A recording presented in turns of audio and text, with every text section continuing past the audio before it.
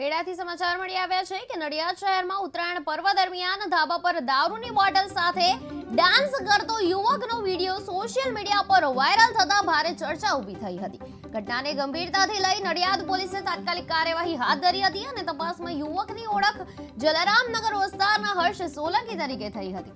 પૂછપરછ દરમિયાન યુવકે દમણથી દારૂ લાવ્યો હોવાની કબૂલાત કરી હતી અને જાહેરમાં પોતાની ભૂલ સ્વીકારી માફી પણ માંગી હતી. પોલીસે દારૂબંધી કાયદાનો ભંગ બદલ કાયદેસરની કાર્યવાહી કરી કડક સંદેશ આપ્યો છે.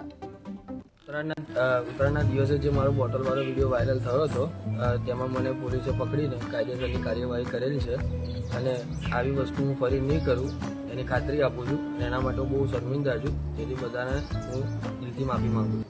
ઉત્તરાયણના દિવસે જે મારો બોટલવાળો વિડીયો વાયરલ થયો હતો તેમાં મને પોલીસે પકડીને કાયદેસરની કાર્યવાહી કરેલી છે અને આવી વસ્તુ હું ફરી નહીં કરું એની ખાતરી આપું છું અને એના માટે બહુ શર્મિંદા છું. તેથી બધાને